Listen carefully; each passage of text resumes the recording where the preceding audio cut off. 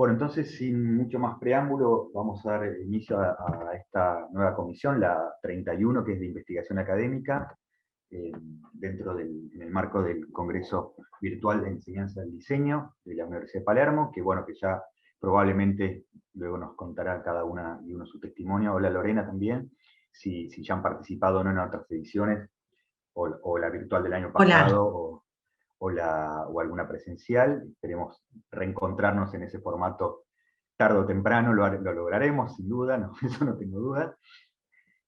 O quiero no tener dudas, quisiera no tener dudas. Bueno, igual como digo, es interesante la convocatoria desde la virtualidad porque realmente ha permitido el acceso a algunas personas que no se han podido acercar en formato presencial a la UP. Hoy tuve colegas de Canadá, por ejemplo, o de España, que también a veces se les hace difícil por las distancias, ¿no? Y creo que eso también enriquece de alguna manera este encuentro virtual. Así que bueno, vamos a aprovechar a sacarle el jugo a eso y a escuchar sus exposiciones. Mi nombre es Alejo García Lacárcova. Ahí está Fabiola. Hola Fabi. Hola, ¿cómo les va? Bien, justo estábamos por empezar. Así que... Perfecto, acá estamos, vamos. Encantada, ¿cómo andan todos? Gracias, Ale. Hola, Fabiola. Bueno, ¿cómo andan? ¿Bien? Bien, bien. ¿Hay un orden de lo que estaba establecido o, no sé, o alguien Sí. comienza en particular? No, seguimos el orden que tenemos en el PDF, solamente que Ibar, que es el primer expositor, creo que no está, o no sé si ya se incorporó, pero no estaba. Había 2 o 3 expositores que faltan. Bien, entonces Pero, comenzamos. Bárbaro. Comenzamos entonces con el primero que tenía después de Iván. Iván no está entonces. No, Fabi, ¿te querés presentar primero? Porque yo no llegué a presentarte, ni a presentarme. Así que... Yo soy la editora de las publicaciones de la facultad y también coordinamos junto con Alejo la maestría en gestión del diseño que tenemos dentro del área de posgrados de la facultad. Tenemos maestría en gestión del diseño y el doctorado en diseño. Digo esto porque es muy importante el tema de publicaciones y posgrado, donde todas estas dinámicas que nosotros hacemos en el congreso, en el coloquio y demás, confluyen en estas posibilidades, en publicar en cuadernos del centro de estudios, en actas de diseño, como están ustedes ahora trabajando, y también articulando con los posgrados, tanto con la maestría como con el doctorado. Así que estos espacios, siempre decimos con Ale, que además de presentarse entre ustedes y crear una red y un vínculo, es a futuro para seguir pensando o nuevas publicaciones que se vayan conociendo para quizás en algún momento coordinar algún cuaderno. Así que bueno, es una red de conocimientos entre nosotros, más allá de compartir saberes. Así que bueno, bienvenidos a esto como siempre. Y después nos pasamos los mails, todo igual los tenemos por lo de la comisión, por si les interesase en algún momento encontrarse en alguna de las publicaciones nuestras, que sabemos que algunos ya lo han probado. Así que bueno, vamos con el primero, ¿no, Ale? Bien, entonces, el primer expositor estábamos... ¿Vos lo tenés más a mano, Ale? Porque yo lo tengo en el PDF.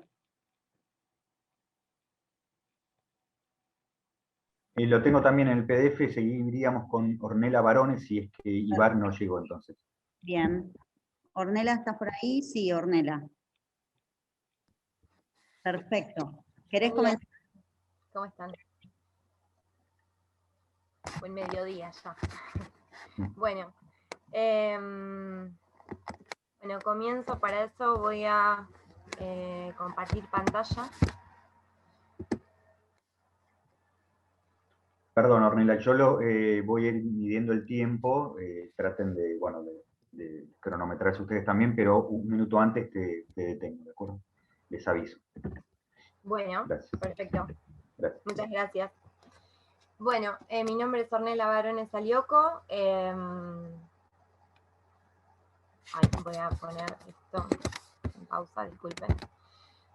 Soy profesora de diseño en comunicación visual, soy diseñadora en comunicación visual, soy investigadora del CONICET, de las experiencias y visualidades del ciclo menstrual. Muy brevemente voy a compartirles desde el lugar que expongo, que siempre me parece una información fundamental, digamos, en términos de saber desde dónde me escuchan, ¿no? Voy a exponer desde mi blanquitud, voy a exponer desde mi clase media trabajadora, voy a exponer desde una relación incómoda con la feminidad, y voy a exponer como una pedagoga queer irreverente que está trabajando fuertemente en torno a la visualidad del ciclo menstrual por una educación menstrual integral, más justa y accesible para todos. En estas interseccionalidades, digamos, lo que voy a abordar brevemente por el tiempo que tenemos, ¿no? Es la interseccionalidad, como les decía, de las áreas, digamos, de la visualidad, comprendiendo la visualidad como todas las imágenes, ¿no? No solo imágenes reales, sino también las ficcionales, las imágenes mentales, las imágenes de los espacios que habitamos, todas las imágenes que nos orientan, ¿no? De acuerdo a los términos que propone Ahmed en su fenomenología queer. Voy a exponer también, y este trabajo se hace, digamos, desde los estudios de género, ¿sí? Esta revisión transfeminista, ecofeminista, xenofeminista, que se está haciendo, digamos, de todos los espacios sociales, educativos, bueno, amplios, ¿no? Y desde las pedagogías queer como la forma, ¿no? Desde una pedagogía que se considera, digamos, sin una definición. Justamente lo queer viene a hacer eso, ¿no? La movilización, la incomodación, digamos, constante.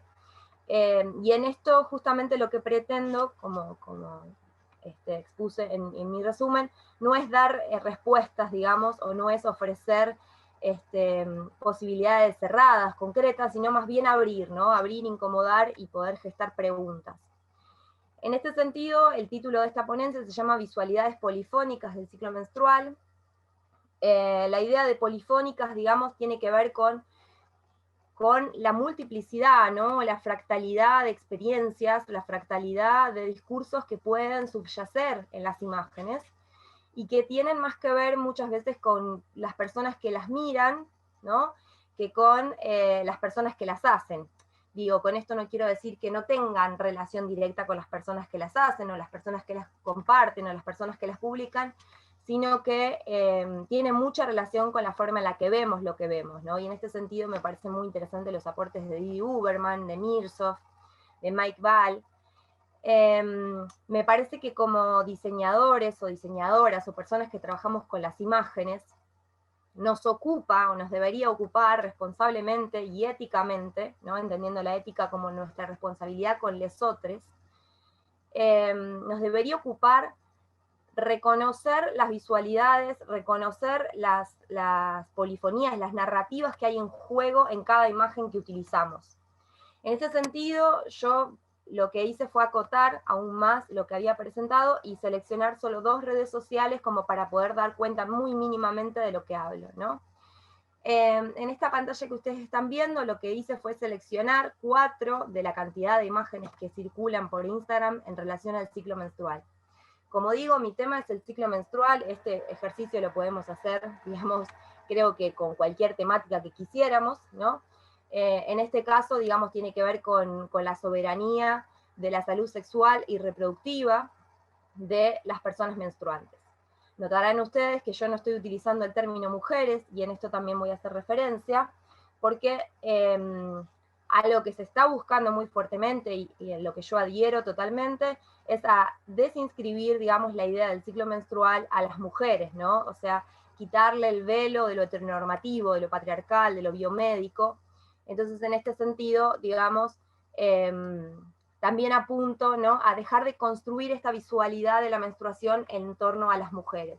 Fíjense que en estas 4 imágenes que traje, me parece muy interesante la del Pantón. Ornella, Sí. perdóname, ¿podrías ampliar la imagen? Yo estoy viendo muy, no se llega a apreciar, ¿eh? Estamos viendo como la carpeta. Ah, ok. No Se están ven- viendo la imagen. No están viendo toda la imagen grande. No, no, Ahí. dale doble clic a la imagen. A ver. A ver, no sé por qué pasó eso. Yo creí que estaban viendo todo. No, no, Ahora por eso sí. te... ¿Ahora sí? ¿Está bien? A mí todavía no. No sé el resto. No sé por qué No, dice que mi acá función de está. compartir pantalla está en pausa. No sé, Celeste... Ornella, deja de compartir y fíjate de nuevo a ver si se soluciona, por favor. Claro. Ahí te vuelvo a... Ahí me dice. ¿Ahora? sí, ahora sí, muchas gracias. Bien, Adelante. perfecto. Genial. Disculpen si hablo muy rápido, es que trato de decir todo en los 10 minutos. Bueno, en estas 4 imágenes, como les decía, estas, digamos, 4 son como una selección que hice, ¿no? De Instagram. Me parece interesante esto que es una campaña que lanzó Pantone, para sumarse, digamos, a este reclamo que hay de forma internacional por visibilizar, por quitarle el tabú al ciclo menstrual. Entonces Pantone nació un color inspirado justamente en el periodo, ¿no? En el ciclo menstrual, llamado period, para de alguna manera también manifestarse, ¿no? Y esto circuló mucho por Instagram, digamos. No solo me parece interesante que Pantone, como una, digamos, institución reconocida internacionalmente del color y que utilizamos como diseñadores y diseñadoras, se haya sumado y se haya manifestado, sino que también me parece interesante y necesario mostrar, ¿no? Mostrar el color de la sangre del ciclo menstrual, que no es azul como las campañas publicitarias de televisión y gráficas tantas veces han mostrado. En este sentido, digamos, fíjense que no es tampoco muy habitual, digamos, en la visualidad de Instagram, encontrar publicaciones que muestren, ¿no? El rojo de la sangre, de una sangre que es la única sangre que no se produce por violencia, digamos, que es cíclica, ¿no? Y que no se produce por violencia. A la derecha de esta imagen de Pantone, la que observamos arriba, donde estoy marcando la flecha, es una artista que se llama Rupi Kaur, y que se hizo esta fotografía, la publicó, y en primera instancia Instagram la censuró. Por eso me parece una imagen también necesaria e interesante para traer, porque es una imagen que muestra una persona recostada, ¿no? Y que se manchó, digamos, que ese desborde, ¿no? Propio de algo cíclico, de algo que es incontenible, se visibilizó. Y en esa visibilización, digamos, de ese ciclo menstrual, cómo actúan, ¿no? Las políticas de la visualidad, cómo actúa la política de lo invisible, ¿no? Cómo actúa la política de lo indecible, cómo actúan las políticas de lo tabú, digamos, de lo que pretendidamente creemos que podemos mostrar todo y sin embargo aún se siguen perpetuando, ¿no? Las invisibilidades, aún se siguen perpetuando, digamos, ciertos registros sobre el cuerpo que están de alguna manera controlados, ¿no? Por un poder patriarcal y extractivista. Abajo a la izquierda, otra de las visualidades, creo que podría detenerme en cada una muchísimo tiempo, pero como digo, voy a tratar de responder a la solicitud. Sí, un minuto, Ornella, de hecho, gracias. ¿Cuánto? Un minuto. Bueno, voy a hacerlo más rápido entonces. Gracias. También, digamos, otra visualidad que suele observarse, ¿no? Respecto de la gestión la gestión del ciclo menstrual, podemos ver tampones, copas, etc. Me interesa también cómo, digamos, interactúan las imágenes de la pasividad del cuerpo y del cuerpo activo, ¿no? Hay muchas más cosas para decir de los cuerpos en este sentido, pero voy a tratar, si es posible, ahí están, díganme si ven esta imagen grande. Ornella, probá de nuevo, por favor, dejar de compartir pantalla nuevamente, abrir la que querés compartir y compartir pantalla con esa imagen ya abierta. Ok. Lo hago rápido.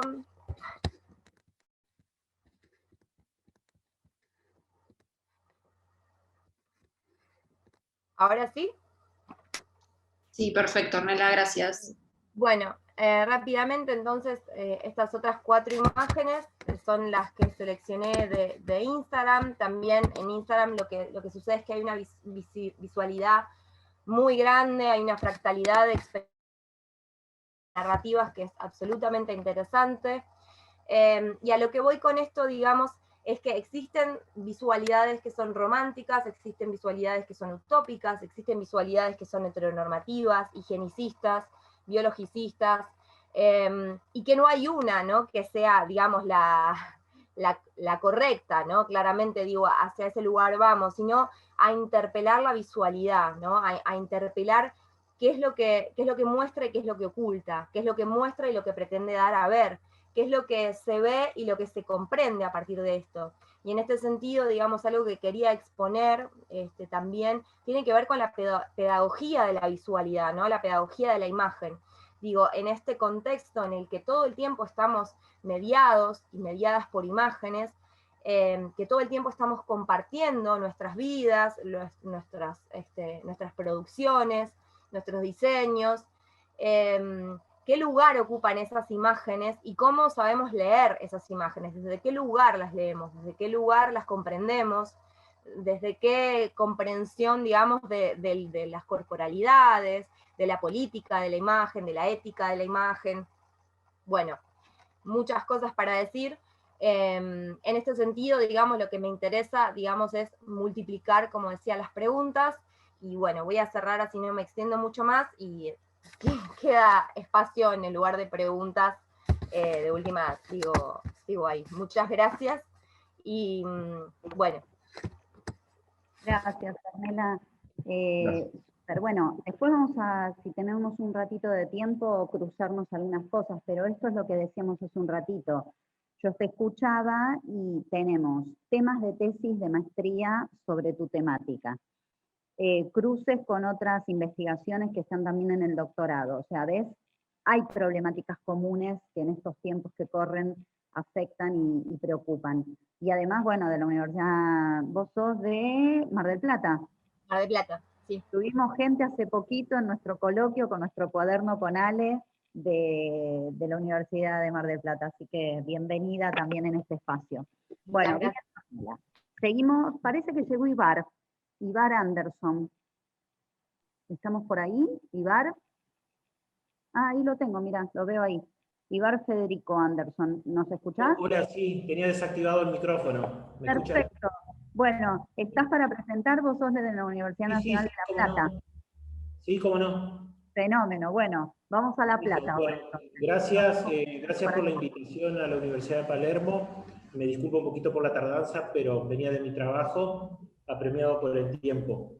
Yo lo que voy a ver si puedo, acabo de enviarles un link. El trabajo es el siguiente.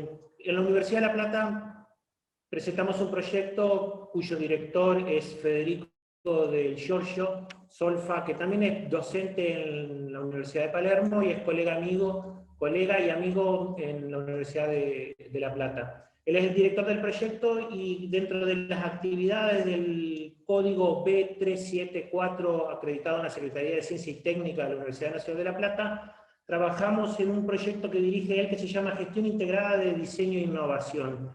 Dentro de ese proyecto general macro, yo tengo ciertas actividades específicas que las compartí en el link, que corresponden a llevar a la práctica el diseño de un producto de diseño industrial, aplicando la metodología del pensamiento de diseño, que consta de 5 etapas. El producto es un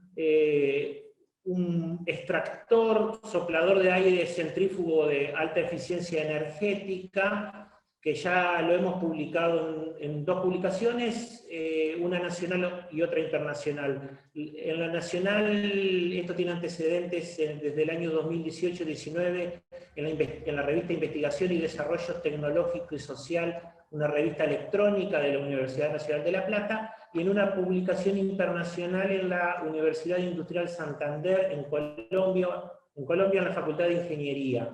El producto, que consiste en cómo implementar la analogía y la abducción, que está detallado en el link que les dejé, donde van a encontrar más de aproximadamente 200 páginas.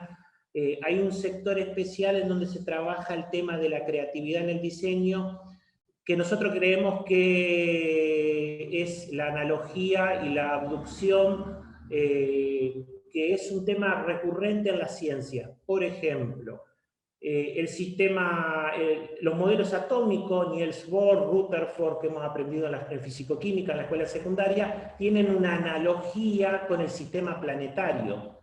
El benceno en química tiene una analogía con la serpiente que se muerde la cola, que la desarrolló el químico Kekulé. De la misma manera, tanto en química con la tabla periódica y las octavas musicales, que tiene una analogía con la música, la creatividad científica más rica y productiva no es el método inductivo y deductivo como dicen los libros o los manuales de metodología de la investigación científica. Tengo entendido que en el doctorado en diseño en la Universidad de Palermo está la doctora Roxana Yanub, que fue mi profesora en el doctorado en la Universidad de La Plata, y ella enseña el modelo de Juan Zamaja, uno de los grandes metodólogos de la ciencia en Argentina, era docente ante su fallecimiento, triste fallecimiento en la UBA, y él explicaba la abducción de Charles Sanders Peirce como el tercer método. Charles Sanders Peirce es muy importante en semiología para los diseñadores, que el método de la abducción por analogía era el más rico y el más productivo en ciencia, y que las hipótesis científicas se producían por abducción. Bueno, ese modelo que viene de tomar analogías, como lo expliqué con el sistema planetario y el modelo atómico en química, o el benceno también en química, o en física con Bohr, es el método que aplican los diseñadores, para bien y para mal, lo sepan o no. La forma de pensar del diseñador, como lo dice Peirce, es la analogía. Y si uno quiere ser más creativo, tiene que pensar y trabajar mucho más la creatividad desde la analogía para producir abducciones, como se producen en el sistema hipotético deductivo, y realmente ser mucho más fructífero. Esto que en el diseño se trabaja como caja blanca o caja negra, que nunca se supo en psicología qué sucede en la psiquis del diseñador, que creemos que lo hace bien, pero no sabe por qué lo hace bien, hay que hacerlo consciente desde la psicología, hay que desarrollarlo como estrategia metodológica, y a partir de ahí hay que producir ideas que sean realmente fructíferas e innovadoras. En nuestro caso, la analogía nos condujo a un motor que evidentemente tiene publicación y pasó por el sistema académico de una facultad de ingeniería, que es muy difícil que un diseñador industrial publique en una revista de ingeniería donde lo que todos publican son ingenieros, no te permiten ingresar. Lo testeamos en el laboratorio de ingeniería eléctrica en la UTN, en la Universidad Tecnológica Nacional, y los ingenieros se resistían a pensar que nosotros podíamos hacer un motor de eficiencia energética eléctrica que tiene un 67% de ahorro en el consumo de la energía eléctrica monofásica. Yo no me quiero poner técnico. La energía eléctrica monofásica de 220 voltios de corriente alterna, 50 Hz, domiciliaria y comercial, vienen las etiquetas de los aire acondicionados, de las heladeras, en los productos que se venden. Todos tenemos un aire acondicionado, un split, y tiene una etiqueta de 24 grados de eficiencia energética. Un ingeniero eléctrico no cree que un diseñador industrial pueda producir una innovación más allá de la carcasa. O sea, hay que meterse a la función, hay que desafiar los paradigmas del diseño, hay que introducirse en cosas nuevas. Si uno quiere tener trabajo, tiene que hacer trabajo nuevo. O sea, yo soy de los que en lo personal no hay que diseñar más sillas, está repleto de diseñadores industriales que hacen muebles, y no hay trabajo para hacer más de lo mismo donde ya hay gente que triunfó antes que uno. Hay que hacer cosas nuevas, radicales e innovadoras. Cuando fuimos al laboratorio de la Facultad de Ingeniería Eléctrica, los ingenieros se resistían a la evidencia empírica que sus instrumentos de medición del banco de prueba les estaban mostrando. Conectado el aparato, que está en el link, se van a ver las fotos, eso lo testeamos con un banco de prueba personal, no es el del laboratorio de la facultad, obviamente, con voltímetros, pinzas amperométricas, batímetro, osciloscopio, cofímetro, medidor de potencia activa, de energía activa. Los ingenieros eléctricos decían, no ahorra. Pero nosotros le decíamos, pero estimado ingeniero, profesor, porque era el laboratorio de mediciones eléctricas, La física, el Szyr-Szymanski, el Resnick, el Tipler, tal cual usted y nosotros aprendimos física en la universidad, es la misma. O sea, no se pueden violar los principios científicos de la física. Entonces, y la fórmula física se lo está diciendo por los instrumentos. ¿Qué es lo que a usted le resulta tan imposible de creer, más que los instrumentos que usted tiene en su propio laboratorio que le está mostrando que hay eficiencia energética y estamos ahorrando energía? Y aunque los instrumentos mostraban la realidad, los ingenieros se resistían a decir sí hay ahorro. Evidentemente lo hay, hasta que uno de los ingenieros más flexibles, el ingeniero Carlos Blanc, de acá de la Facultad de Ingeniería Eléctrica en Concordia, provincia de Entre Ríos, admitió que sí se estaba produciendo trabajo mecánico, que el motor rendía un 56% más en trabajo mecánico medido en joules, con una reducción del 67% en la energía eléctrica medida en kilowatts hora. Un minuto, Iván, por favor. Conclusión, a eso llegamos trabajando con la analogía en sistemas hidráulicos, porque la electricidad hace mucho tiempo se lo enseña como un fluido pensado en el agua. Así que bueno, gracias por el tiempo y con esto cierro.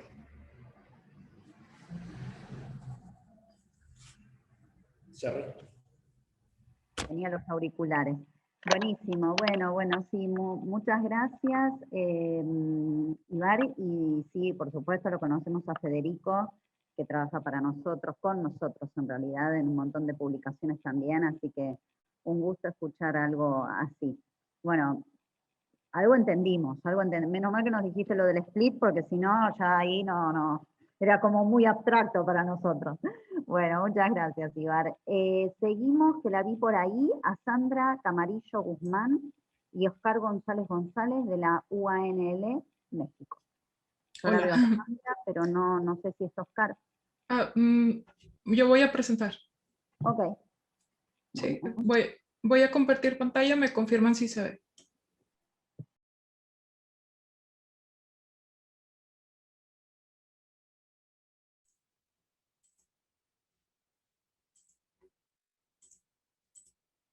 Muy bien, ahí se ve.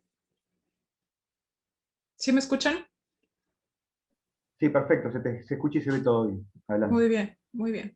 Bueno, buen día a todos. Yo soy Sandra Camarillo y hoy les voy a hablar sobre los primeros hallazgos de mi investigación de posgrado que lleva por nombre Desempeño de habilidades de alfabeticidad visual en estudiantes de diseño industrial, el caso de la Facultad de Arquitectura de la Universidad Autónoma de Nuevo León de México. Y bueno, para comenzar, pues me gustaría pues, definir un poquito lo que es la alfabeticidad visual y el por qué el ENCRE lo define como una de las habilidades necesarias pues, para los estudiantes del siglo XXI. Sabemos que es un concepto que no es nuevo, viene desde 1993, con Dondis desde la sintaxis de la imagen y ha ido evolucionando conforme se ha investigado sobre el tema. Según varios autores, la alfabeticidad visual pues, se puede definir como el entender, el analizar y el crear imágenes de referencia o medios visuales desde nuestro contexto, ya sea social o histórico, ¿sí? Teniendo en cuenta que estos medios visuales de los que se habla, pues engloban lo que son ilustraciones, planos, diapositivas, videos, entre otros. Y hoy en día, en el contexto pues, de la pandemia, el transmigrar de una modalidad presencial a una modalidad en línea, pues propone la utilización de estos medios visuales, pues como transmisores de conocimientos y pone a prueba pues las habilidades de tanto los estudiantes como de los docentes.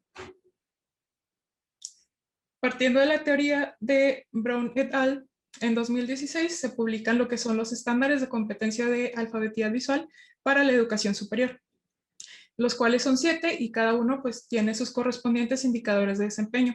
Con ello nosotros podemos detectar mediante actividades si nuestros estudiantes son alfabetos visuales o no. Y estos son los siguientes.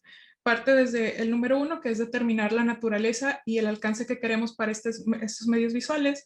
El 2, que es encontrar y acceder a ciertas imágenes y pues que sean de manera efectiva y eficiente. El estándar número 3, interpretar y analizar los significados que corresponden a estos medios visuales que se encontraron. El estándar número 4, evaluar pues ya sea el contenido de las imágenes y las fuentes que sean fiables. El estándar número 5, que es el utilizar de manera efectiva pues estos medios visuales encontrados e imágenes. Y por último, el estándar número 7 pues corresponde a los usos legales de estas imágenes y pues el uso ético y legal que corresponde tanto a la creación como al uso de los medios. ¿Sí se sigue compartiendo mi pantalla? Cambié de imagen, ¿lo pueden apreciar? Sí, Sandra, se ve perfecto. Muy bien. En cuanto a la metodología de este instrumento del que les voy a hablar, pues está basado en la teoría de los estándares que les comentaba, partiendo de la pregunta de investigación de cuál es el estado actual de las habilidades en los estudiantes de diseño industrial. Y pues surge este instrumento de medición con un enfoque cuantitativo. Dicho instrumento pues está formado de 30 ítems, 5 son preguntas de ubicación y el resto pues parte de los indicadores de desempeño de los estándares, aterrizados un poco pues al contexto de los estudiantes. Y esto está conformado en una escala de Likert. También se realizó pues una validación en una muestra piloto y teniendo como resultado pues un alfa de Cronbach de 0.82, el cual pues según la teoría nos dice que pues fue validado este instrumento. Ahí se utilizó el software SPSS para dicha validación. Para calcular lo que es nuestra muestra representativa se tomó 95% de confianza, obteniendo que nuestra muestra fueron 93 estudiantes, los cuales pertenecen a los semestres de segundo, quinto y octavo semestre, con el fin pues, de observar la evolución de dichas habilidades pues, a través del tiempo. Y pues debido a lo que es la pandemia, la recolección de estos datos fue de forma en línea. Para el procesamiento de estos resultados se utilizó el software SPSS con la agrupación de estos ítems por estándar, la media y la correlación de Parsons. Y debido a la naturaleza de esta investigación, realicé esta infografía con los primeros hallazgos que hemos notado. El primer hallazgo que se nota pues, es que el 82% de los estudiantes que son de nuestra muestra pues no conocían lo que es el concepto de alfabetidad visual como tal. Y los siguientes puntos pues es la presencia de los estándares en la muestra seleccionada. Y pues tenemos que los dos mayores pues es el estándar número 6 de crear y el estándar número 5 de usar, que si bien es algo previsible porque somos una institución de diseño. Siguiendo con el estándar número 1 de definir, el estándar número 3 de interpretar, el estándar número 7 de ética, y en los últimos dos tenemos que es el estándar número 2 de encontrar, y el estándar más bajo pues es el de evaluar el contenido de las imágenes, lo cual pues podría reflejar un pequeño rezago en lo que es el pensamiento crítico al momento de evaluar lo que es el contenido y encontrar fuentes fiables. Y pues como conclusión, pues podemos observar que pues sí se está desarrollando lo que son los estándares de la alfabetidad visual, pero pues podemos ver que se desarrollan con una regularidad porque pues ninguno pasa del 70%. Y pues revisando estos resultados, pues detectamos eso, que el desarrollo pues está un poco, pues no se ha desarrollado adecuadamente en esta muestra. Sin embargo, sabemos que pues debido a la teoría hay factores que debido, no sé, al método de enseñanza, al contexto social, el docente que imparte la clase o la generación a la que pertenece dicho estudiante, pues tienen un impacto en el desarrollo de estas habilidades. Por lo que estos hallazgos pues nos sirven y nos proporcionan un contexto para comenzar a pensar en diferentes estrategias didácticas y o generar nuevos acercamientos a lo que es la alfabetidad visual. Gracias, sería todo de mi parte. Gracias, Sandra. Perfecto. Bueno, entonces vos y en representación del compañero, digamos, Oscar, ¿no? Sí, Oscar González. Muy bien, bueno, buenísimo. Muchas gracias, Sandra. Estamos siguiendo con Ana Paula Carballo de Senac Brasil. ¿Estás por ahí? Te he visto, Ana. Hola. Yo voy a intentar compartir mi pantalla. Yo soy la única que hablaré en portugués, ¿es eso? Bienvenida. ¿Sí? Bienvenida, con el frío que hace acá nos vamos un poquito para allá. Estamos cálidos. Intentaré despacito, pero...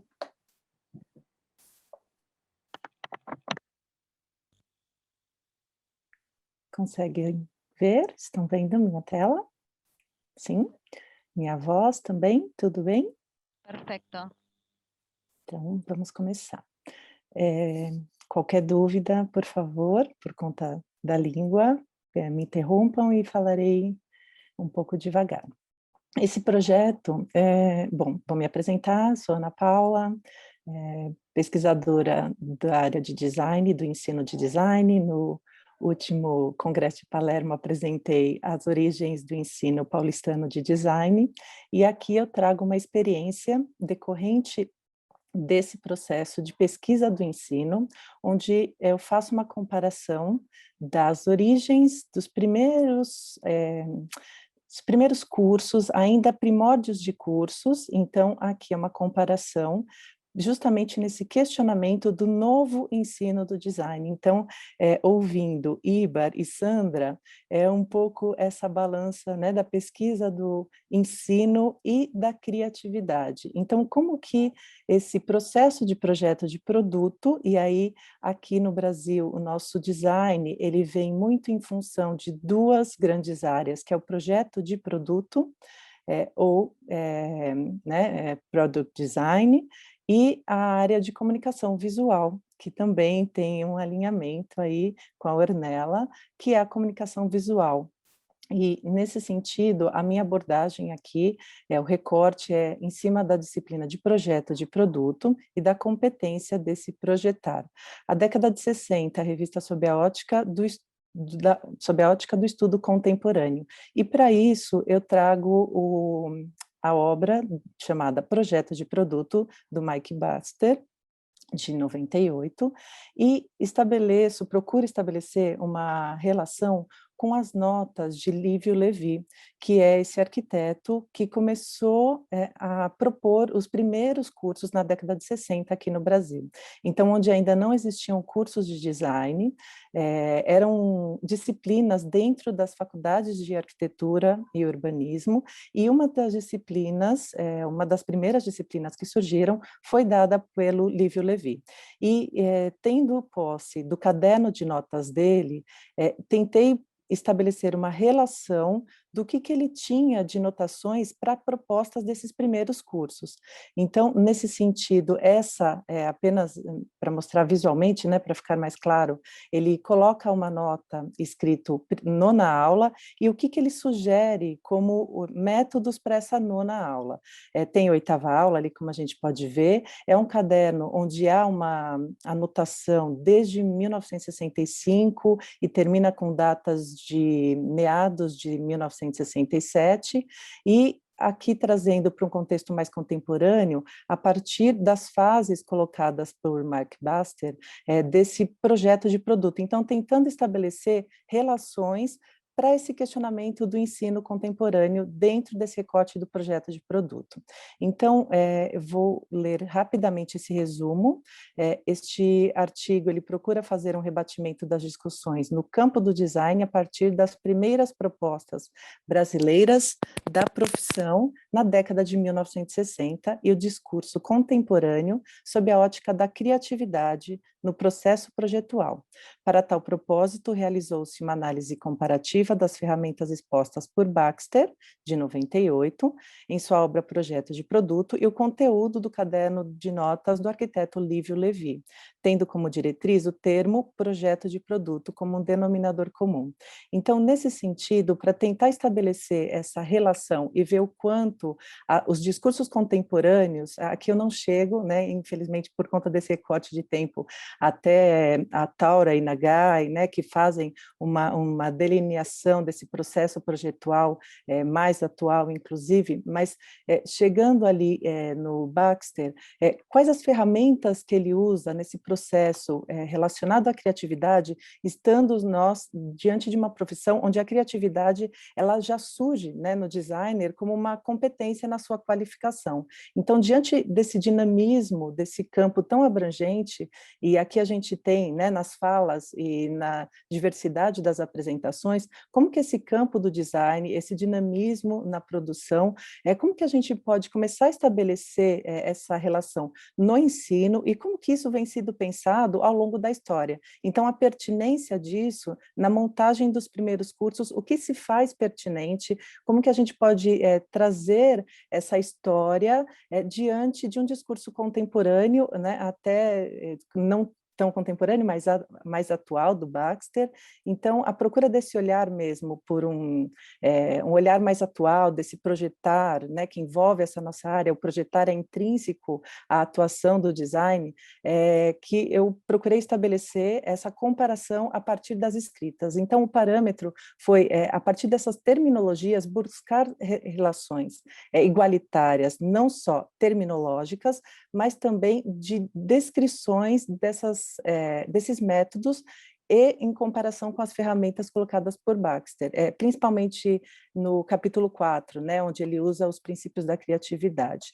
Então, a importância, primeiro, porque Lívio, porque ele foi um pioneiro no campo do design, porque ele propôs para várias instituições brasileiras, pelo menos 3 que eu tenha levantado, inserir um curso de design, onde antigamente, né, na época da década de 60, ainda se chamava desenho industrial, e por Baxter, né, ser uma das referências nesse campo e ter uma publicação chamada Projeto de Produto, a mesma disciplina proposta por Lívio Levi. E aí essa pesquisa ela vai em função dessas comparações terminológicas, onde foi identificado em Baxter, que ele coloca a preparação, a geração de ideias, a análise da ideia e a revisitação, né, do processo, essas 4 fases, é encontrado nessa análise das propostas de Lívio também para os cursos que ele estava projetando, né? Ele não chegou a dar aula no curso de design, porque ainda não existia, mas ele deu aulas no curso de arquitetura, dentro de uma disciplina chamada Projeto de Produto. E aí ele coloca termos que foram muito, comparativamente, foram muito acertados, enquanto Lívio falava de análise, né? Análise é uma palavra que se repete muito quando Baxter coloca essa análise, essa avaliação, e Lívio usa muito a palavra análise. Outra palavra muito relacionada, comparada ali, essa relação de discussão, e aí o Lívio coloca seminários, discussões, relatórios, discussões, análises, e essa geração de ideias também encontrada numa mesma palavra como brainstorm, e inclusive Baxter usa o brainwriting, que né, é a mesma coisa quando a gente fala hoje o design thinking, agora o design doing, como que a gente começa a atualizar esses termos do campo e vendo as relações, como elas evoluem diante da evolução do próprio campo, né? O que são necessários. Então, a partir dessas 4 ferramentas e fases colocadas, chegando, estou vendo aqui o tempo, com relação a essa conclusão, o que se observou que diante dessas 4 fases colocadas por Baxter, de uma forma direta e indireta, já era levantado num primeiro momento do campo, numa fase ainda onde não se sabia muito o que era, o campo ainda estava sendo tateado, mas a importância da gente revisitar os novos estudiosos do design enquanto métodos de processo, e porque ainda naquela época a sala de aula era um rebatimento direto do campo, né? O que se praticava fora, né, na vida profissional, era o que se levava para a sala de aula. E o quanto isso agora, né, e aí é uma sequência dessa pesquisa, o quanto isso agora, diante desse novo momento pandêmico, o quanto a gente transforma a sala de aula e o quanto é válido ter esse rebatimento no campo profissional. Então, a partir de análises de processos criativos da profissão do design, tentar trazer essa relação também enquanto métodos didáticos, né, pedagógicos, pedagógicos para o ensino do design nesse novo pensar diante dessa relação, e aqui trazida pela Sandra, né, pós-pandemia, durante a pandemia, o que disso vai ficar. Então, palavras, aqui foi usado, né, um método de encontrar relações terminológicas, mas depois descritivamente, onde o livro coloca, inclusive, coleta de informações que a gente pode relacionar à preparação colocada por Baster, análise dos dados obtidos, determinação de um set e avaliação, colocada como geração de ideias por Baxter, desenvolvimento da solução adotada, a preparação, a geração de ideias, a análise das ideias. E aí, quando ele fala no revisitar a solução, claro que tem um entre aspas aqui, porque era um exercício acadêmico e talvez não houvesse essa possibilidade de rever e talvez trazer isso em uma próxima disciplina. Minuto, Ana, por favor. Né? E aí, então, para finalizar, inclusive, essa 10ª aula, na sequência dessa imagem que vocês estão vendo aqui, Lívio coloca como surgem os novos produtos, é uma interrogação que ele coloca no caderno dele, e ele fala identificar funções, analisar funções, procurar meios alternativos, e Baxter também coloca desse espraiamento de buscar em outras áreas novas possibilidades e soluções, e aí trazendo então esse encerramento para a criatividade, né? Abrir as possibilidades e chegar mais próximo dessa criatividade tão intrínseca à nossa atuação profissional. Obrigada, Alejo, obrigada, Fabiola, Celeste, muy gracias los colegas. ¿Escucha? Sí, ¿no? ¿Se escucha? Sí, sí. Sí, sí. A vos gracias. Aparte Alejo debe estar feliz, porque él es profesor de historia, diseñador industrial, así que fue para él esto, me parece, Ana. Gracias. Bueno. Bueno, ya escuchamos a Ana, venimos con Laura Fernández de la UADE, cerquita. Hola Laura, ¿cómo estás? ¿Qué tal? ¿Cómo te va? Te escucho ahora bajísimo, Fabiola. Entonces te presentamos, Laura Fernández de la UADE. Gracias, muchas gracias. Voy a tratar de compartir con ustedes pantalla, tengo solamente unas imágenes. Dale. Ahí te decimos si está todo bien. No, me parece que no puedo compartirla. A ver ahí. A ver, ahora. No. Todavía no se comparte nada. No se comparte. ¿Te parece algún cartel, Laura? O sea, no, ¿por qué no? No. Ahí está. Ahí, medio descolocada. Bueno. Puntos. Gracias, Fabiola. Me presento. Soy Laura Fernández, soy abogada, soy diplomada en propiedad intelectual, soy docente en UADE y participo en un proyecto de investigación en esta nueva rama del derecho que es el Fashion Law. Por ahí veo a Alejo con algunos libritos relacionados con este tema. Y aunque no crean, mucho de lo que yo voy a decir va a estar relacionado con las presentaciones que todos ustedes van a dar. ¿Y de qué voy a hablar? Voy a hablar sobre el diseño y la propiedad intelectual, cómo esos diseños, esos dibujos, esos bosquejos van a estar protegidos por la propiedad intelectual y también van a estar protegidos como la imagen. Bueno, vamos a empezar, antes de hablar de la propiedad intelectual, vamos a ver qué es un diseño. ¿Y cuándo aparece el diseño? El diseño aparece con la industrialización. El diseño aparece en todo lo que usamos y en todo lo que leemos. Todo eso ha sido diseñado, ¿sí? Bueno, prácticamente en la moda todo es un diseño. La palabra diseño la vamos a utilizar de dos formas. La vamos a utilizar como verbo y la vamos a utilizar como sustantivo. Como verbo es la actividad de proyectar. Es lo anterior a ese final que es el objeto terminado. Es una ciencia, es una profesión que se estudia y que se ejerce. Por el otro lado está el sustantivo, el diseño, que no es otra cosa que el producto terminado. Dentro de la industria, o sea, vamos a encontrar dentro del diseño distintas especialidades. Yo me voy a abocar a lo que es el diseño del tejido y de la moda. El diseño del tejido es darle la construcción a ese producto, por ejemplo, el telar, el jacquard, y por otro lado vamos a encontrar la moda, que no es otra cosa que el empleo de ese tejido.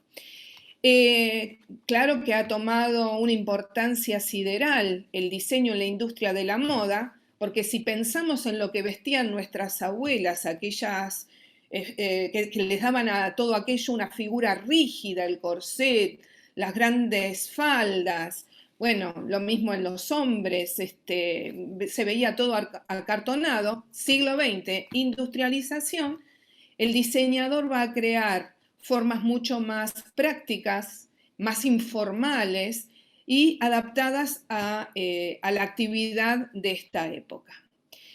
Y acá aparece la propiedad intelectual aplicada al diseño.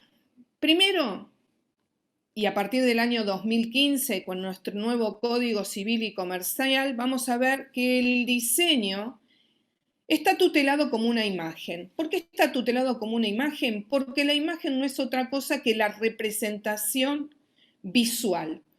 Y esa representación visual se puede dar de distintas formas, a través de una obra artística, una pintura, una escultura, un dibujo, un bosquejo, una foto, hasta también una imagen audiovisual. Entonces me dice esta norma que para yo poder compartir con todos ustedes ese dibujo, ese diseño, necesito la autorización de quien lo hizo. Si yo no tengo la autorización, no voy a poder compartirlo. Y es más, como lo compartieron sin mi autorización, yo voy a poder estar reclamando una indemnización por ese uso indebido de una imagen. Pero ese dibujo, más allá de la protección que tiene como imagen, ese dibujo, ese diseño, ese bosquejo, también está protegido como una propiedad intelectual. Y ustedes se preguntarán qué es la propiedad intelectual. La propiedad intelectual es la creación de la mente. Dentro de la propiedad intelectual, y es a lo que yo me voy a referir ahora, está el derecho de autor, ¿sí? Ese derecho que surge del creador de la imagen, del diseño, del bosquejo. Está protegido por, repito, la Ley de Propiedad Intelectual, que es la 11723, que es de 1933. Miren ustedes, hoy con esta pandemia vamos a utilizar el recurso del diseño digital. Claro, en 1933 no sabían que íbamos con una computadora, íbamos a diseñar modelos casi perfectas como las humanas. Bueno, entonces ese diseño está protegido por el derecho de autor. ¿Qué es lo que se protege? Se protege al autor y a la obra. En este caso, la obra es el bosquejo, el dibujo del diseñador.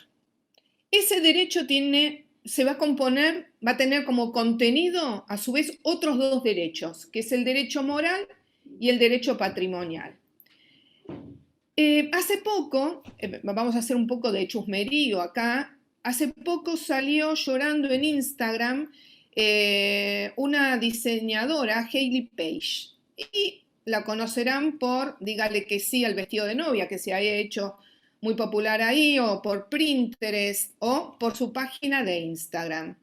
Entonces, fíjense en ustedes lo importante que es al momento de diseñar, no solamente asegurarse la paternidad de ese derecho, sino que también asegurarse la explotación comercial, porque pobrecita Hailey Page se encontró que va a ser otro el que lo explote económicamente y ella va a dibujar y se va a ir sin nada. Bueno, entonces vamos a ver qué son estos dos derechos y cómo se pueden violar estos derechos. Por un lado tenemos los derechos morales. Los derechos morales, como ahí dice, están integrados a su vez por otros tres derechos. El de la paternidad. Yo soy el autor.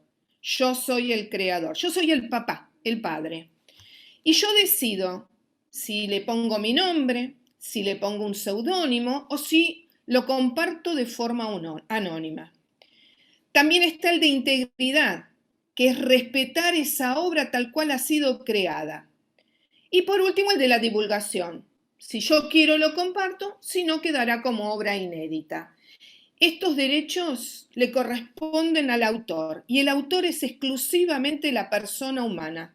Una sociedad, una persona jurídica no puede crear. Puede ser titular, pero no crea. No existe autor sin obra ni obra sin autor. Y después están los derechos patrimoniales, que son los de comercialización, que es lo que ha perdido Hayley Page. Ella sí es dueña de lo que hace, ella sí es la mamá de esa obra, pero no cobra nada por lo que ha hecho, porque se dio esos derechos a otra persona.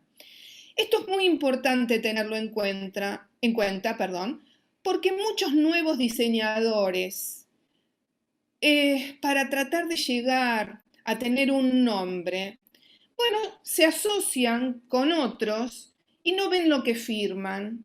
Y ahí al firmar se encuentran con que después van a estar desprotegidos porque se lo han otorgado todo a otro. ¿Qué es lo que puedo compartir con un tercero? El derecho a la reproducción, a la comunicación pública y a la transformación. Bueno, la reproducción es ese dibujo que, bueno, yo acá antes había compartido el diseño de Rosa Clara, que es una diseñadora española que hace de vestidos de novia. Entonces, la reproducción sería poner en una revista de moda, elijan ustedes la que más les gusta, ese vestido. ¿Sí? De esa manera yo estoy reproduciendo en una revista a través de un recurso audiovisual, estoy compartiendo mi creación, que lo puedo hacer yo o lo puedo hacer un tercero. Comunicación pública. La comunicación pública tiene que ver con difundir por ejemplo, una exposición, en un desfile, esa creación. Entonces, una modelo en un desfile va a compartir con todos ustedes una creación mía. Y por último, el derecho a la transformación, que o lo hago yo o lo hace un tercero, modificar esa obra. En vez de un bretel, ponerle 2 breteles, quitarle los breteles, darle otro color, agregarle algo a los volados. Perfecto, vamos terminando. ¿Cómo violo ese derecho? A través del plagio y la piratería. Bueno, la piratería es el uso de un producto por parte de un tercero. No solamente afecta al derecho al autor, sino que también afecta al Estado, que no va a cobrar impuestos. Pero el que más me interesa compartir con ustedes es el plagio, que es cuando un tercero, en forma total o parcial, utiliza la creación de otra persona. Es muy común en la industria de la moda, y yo iba a dar como ejemplo las zapatillas Adidas, que tienen 3 líneas, pero le puedo poner 2 líneas y también sacarlas a la venta de esa manera. Para el diseño estar protegido, necesita estar inscripto. Yo tengo que inscribirlo para que esté protegido. Se violan normas penales violando los derechos de autor. Y la violación de esos derechos de autor también me va a dar lugar a el reclamo de la indemnización, porque hay otro que está usufructuando mis derechos. Les agradezco mucho que me hayan escuchado y estar compartiendo en esta conversación. Muchas gracias. No, totalmente a vos. Gracias, Laura. Y aparte sí, cruza todas las disciplinas. Exactamente, y con las exposiciones... Las exposiciones de todos ustedes también lo que han compartido. Gracias. Susi Bello Coln, ¿no? Sí, la conozco de nombre, he leído alguno de sus artículos, sí, la conozco de nombre. Porque pensaba quizás en algún momento cruzarte con ella y para algún tipo de escrito, publicación, porque ella está coordinando un cuaderno nuestro. Me encantaría, me encantaría. Te hago ahí alianza con Dale, me encantaría. Genial, gracias, Laura, genial, Laura. Vamos con Juan Patricio Méndez, se presenta como freelance de Argentina. Bueno, muchas gracias. gracias por dejarme participar. Participé de este mismo congreso el año anterior y fue una experiencia muy linda y bueno, es un gusto para mí estar nuevamente acá. Yo en este caso presenté un trabajo que hice hace muy poco, que se llama Contexto y Cambio, las condiciones de producción discursivas en pandemia. Antes de continuar, bueno, me presento, soy Juan Patricio Méndez, soy egresado de la Universidad de Buenos Aires, de Ciencias de la Comunicación. Hace muy poco defendí mi tesina, así que muy feliz por eso. Y en este caso lo que vengo a traer es un pequeño aporte más a lo que es la investigación académica en relación a los discursos publicitarios, y creo un poco que todas las exposiciones anteriores atraviesan en suma a las cuestiones de las condiciones productivas. Por ejemplo, recién Laura ejemplificó algo muy importante que tenía que ver con los diseños de la moda en cada parte de la historia, ¿no? Y que cada uno de esos diseños se corresponde en una época determinada. Y esto es clave porque los momentos, los fenómenos, los hechos sociales toman determinado sentido en un determinado momento particular de la historia, ¿no? Con sus condiciones y con sus relaciones sociales particulares de ese momento histórico, ¿no? Y también Laura mencionó algo también importante que tiene que ver con que la imagen es una representación visual y que se puede dar en diferentes formas y soportes, y por ejemplo, en este caso particular de mi trabajo, en el ejemplo de un logotipo de marca, ¿no? Y al principio de todo también Ibar mencionó algo muy interesante que tiene que ver con los contextos y con la práctica profesional en relación a esos contextos, ¿no? Como hizo mención con las sillas. Creo que hay una responsabilidad de cada uno de nosotros de repensar y de reflexionar acerca de las cosas que producimos, acerca de nuestros trabajos. En mi caso, como profesional de la comunicación, yo coordino un área de marketing digital para una fundación y además trabajo en un medio de comunicación en redacción. Y creo que siempre es muy importante analizar el contexto histórico, el contexto político, el contexto económico, lo que sería la coyuntura, ¿no? De forma holística, ¿no? Con sus particulares condiciones de producción y con sus particulares eventualidades en la historia. Y es por eso que a la hora de hacer algo, de producir un contenido, un mensaje, o para los diseñadores gráficos una pieza, hay que repensar todas esas estructuras o todas esas condiciones de producción o relaciones sociales productivas, ¿no? Que atraviesan esa producción. Y para meterme en mi trabajo, vamos con el primer ejemplo, con la negativa. No sé si recuerdan, a fines del año 2019, Brahma hizo una publicidad en donde publicitó el producto nuevo Brahma Lima, en donde obligaban a una mujer a tomar cerveza porque no le gustaba, y cuyo eslogan era la cerveza para los que no le gustan tomar cerveza, ¿no? Luego Brahma tuvo que salir a pedir disculpas porque hubo un gran repudio, porque en definitiva lo que se hizo es obligar a una mujer a hacer algo que no quería hacer. Y creo que eso es parte de no considerar las cuestiones políticas y el avance que hubo en materia de género. Esto es muy importante porque también lo mencionó Ornella en su presentación. Hubo un gran avance en cuestión de políticas públicas en materia de género, ahora hay capacitaciones, incluso yo estoy también, bueno, al menos en nuestra universidad, en la licenciatura de Ciencias de la Comunicación, nosotros debemos hacer un curso obligatorio que es acerca de la ley Micaela, es una capacitación de género que me parece muy importante porque acá lo que se vio es no se prestó atención en el contexto histórico en el que estamos, no se consideró en ningún momento las cuestiones de género que atraviesan a los mensajes publicitarios, y eso produjo el repudio generalizado sobre la publicidad y posteriormente el pedido público de disculpas por parte de Brahma en relación a su producción.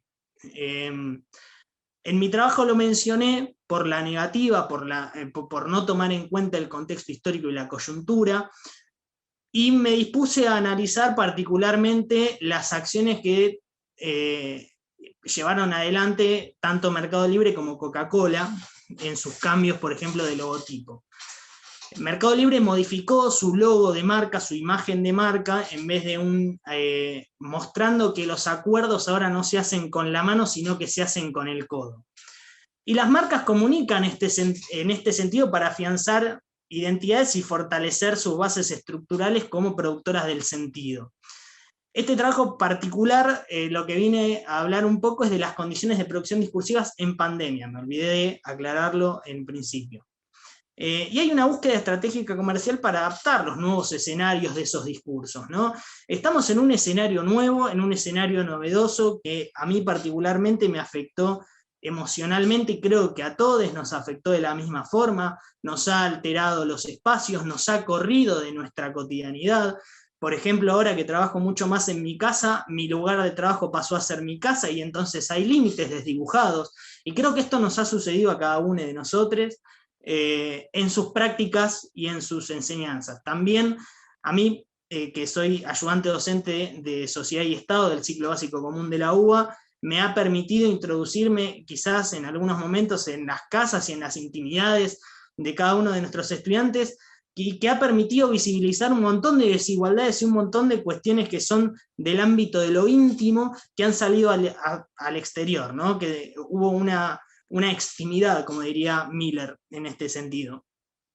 Y lo que se ha desarrollado, ¿no? Creo que es muy importante mencionarlo, y que es algo que en el año anterior, en un trabajo que también presentamos para este mismo congreso con mi compañera Nicole Coria, también egresada de la Universidad de Buenos Aires, establecimos como un principio que son los contextos los que son narrados a través de los discursos. ¿Y cómo explicamos esto, ¿no? Por ejemplo, Mercado Libre ahora celebra los acuerdos de cada uno de los sujetos que hacen un intercambio en la red, chocando los codos y no chocando las manos, ¿no? Y eso es una representación de los contextos, ¿no? Porque la Organización Mundial de la Salud sugirió como una nueva forma de saludarse, o una forma nueva de encontrarse, el choque de codos, ¿no? Que también un poco nos afecta emocionalmente, porque si antes estábamos acostumbrados a dar abrazos, o a dar besos, o a estrechar la mano, ahora el codo viene a alejarnos un poco más. Eso no tiene tanto que ver con el trabajo, pero sí me parece importante mencionarlo y recalcarlo, porque este nuevo escenario nos ha afectado en muchos sentidos, y creo que ese es uno más, y creo que al cual deberíamos prestar atención, porque si en algún momento nos encontramos angustiados, sobrepasados, o alterados por la misma cotidianidad, deberíamos reflexionar en el contexto en el que estamos, y también hacer una reflexión interna, ¿no? Y buscar ayuda en ese sentido, como lo he tenido que hacer, y por eso lo comparto con todos acá, porque bueno, fue un año difícil para mí el 2020, y del 2021 aún más, por situaciones particulares. Pero volviendo al trabajo, ¿no? El cambio de logotipo que hace Mercado Libre es una representación de la coyuntura, que muestra un cambio de época, una modificación de las condiciones de producción discursivas, una modificación de las relaciones sociales de producción, de cómo nos relacionamos nosotros, de cómo nos encontramos con un otro, de cuál es nuestra nueva gama de acción, de cómo se han modificado nuestras prácticas. Y como no nos podemos dar la mano, los acuerdos comerciales ahora se hacen chocando el codo, y es una nueva forma de encontrarnos. Y creo que esto ha sido una virtud por parte de Mercado Libre, el hecho de interpretar la coyuntura para ajustar su imagen de marca.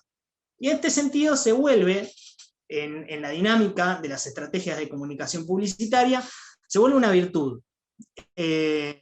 Porque han leído correctamente el momento histórico para llevar adelante un cambio de imagen con lo que ello conlleva, ¿no? Para la industria de la publicidad. Un minuto, Juan, por favor. Sí, y ya con esto cierro. El contexto entonces se narra a través del discurso publicitario.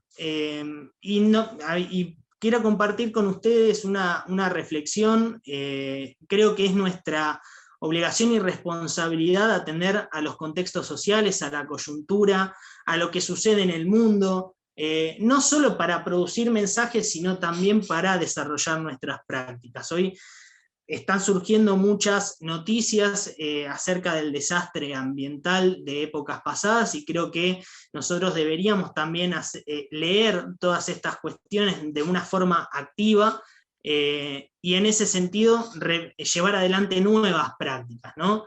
Entendiendo el contexto. Sin más, un gusto nuevamente compartir mi trabajo con ustedes. Muchas gracias por la atención y bueno, seguimos acá conectados. Temáticas casi que hemos hasta ahora escuchado, así que fue un gusto también tu ponencia. Muchas gracias por compartirla. Bien, tendríamos que para largo con Juan charlar, pero bueno, el tiempo nos llama. A ver, tenemos ahora a Raúl Pérez García de la Fundación de Estudios de Investigación y Diseño en Colombia. Ahí estamos. Hola, muy buenas tardes allá. Acá todavía son días. Bueno, yo, digamos que parece que me voy a alejar un poco de la dinámica de la discusión que se ha presentado hasta ahora. Voy a compartir mi pantalla, voy a compartir unas elaboraciones gráficas de un PDF. No sé si ya se ve. Y bueno, el título de este trabajo se llama Un intento epistemológico, como en términos de la pregunta, preguntarnos la pregunta por qué es esto en el ámbito del diseño. Y tiene como 2 puntos el diseño como vigilante de métodos. Pero entonces habría que pensar lo siguiente, y es que lo que acaba de decir Juan ahorita es muy interesante en términos de lo discursivo, y es que se puede decir cualquier cosa sobre cualquier cosa. Vivimos en el lenguaje. Estamos enfermos del lenguaje, diría Freud también. Y entonces, básicamente que el diseño no es lenguaje, primero que todo. Si fuera lenguaje, pues entonces sobraría cualquier asunto, ¿cierto? Si el diseño mismo fuera ciencia, sobraría la ciencia entera. El diseño tiene una especificidad, digamos que es lo que he estado tratando de organizar, y es cómo a partir de poner a operar la lógica del diseño fuera desde la misma teoría del diseño, podríamos encontrar que hay una inmensa relación con algunos campos en términos de Pierre Bourdieu, ¿sí? Campo no puede ser todo, no puede ser cualquier cosa. Si campo es cualquier cosa, bueno, cuando se define una cosa, si esta cosa tiene más de 2 definiciones, pues ya entramos en contradicción, ¿no? Desde la misma teoría. Diría como le dice Juan, las relaciones sociales de producción no pueden tener más de una sola definición en la teoría de Marx, o el concepto mismo de plusvalía, o el concepto mismo de átomo, ¿cierto? Si tiene más de 2 definiciones, significa que hay ya contradicción en la teoría. Entonces, como podemos decir cualquier cosa sobre cualquier cosa, lo que este intento epistemológico trata es de demostrar que la especificidad del diseño está todo el tiempo organizada por una negación del método que utiliza, ¿sí? La negación del método no significa que sea mala, sino que la hace distinta en relación a otras prácticas que utilizan métodos. La ciencia construye sus propios métodos. Y aunque exista algo que se llama el positivismo, y que haya dicho que para hacer ciencia hay que hacer X y Y cosas, ¿no? O sea, un instructivo, una serie de pasos, pues dependiendo de la misma condición del objeto a investigar, es que se construye el método o la metodología.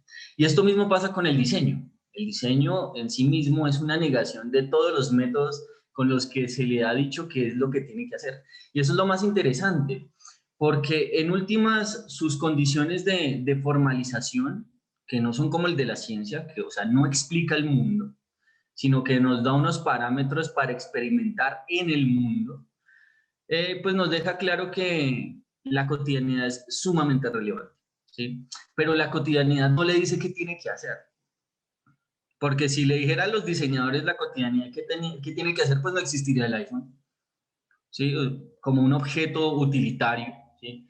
No existiría el motor en B de combustión, porque pues no existe en la naturaleza nada semejante. Entonces digamos que el proceso que tiene aquí es que nos damos cuenta que el diseño en sí mismo utiliza ciertos elementos, pueden ser del arte, aunque se distancie totalmente de la obra. Utiliza elementos de la ciencia, aunque se distancie completamente de los conceptos de la física, por ejemplo, y haga una transformación de ellos. Es decir, no son neutrales los conceptos cuando los utiliza el diseño. Hace una transformación. Y esta transformación es la que en este texto se dijo que puede ser algo que se llama como una especie de puente epistemológico. Necesita reconstruir unos intereses. Si los intereses de la ciencia son conocer, pues el del diseño sería transformar ese conocimiento en la utilidad.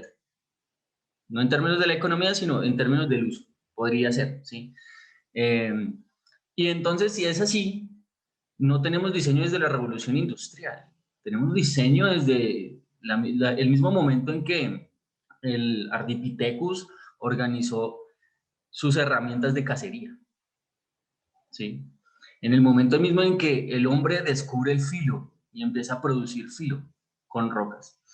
Entonces, digamos que por ese lado, la pregunta es, ¿cuál es el objeto del diseño? ¿Sí?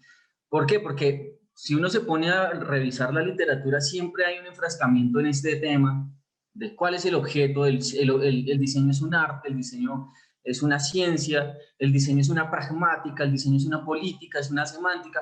Entonces es todo y a la vez es nada. Entonces digamos que también la discusión es como deberíamos tratar de pensar cómo organizar una discusión lo suficientemente elaborada para empezar a dejar clara la especificidad, ¿sí? La especificidad en relación con otros elementos de la vida material de los hombres, ¿no? Tal vez esa explica la vida espiritual, también dice Marx por ahí. Y entonces llegamos aquí al asunto del método, en relación al método.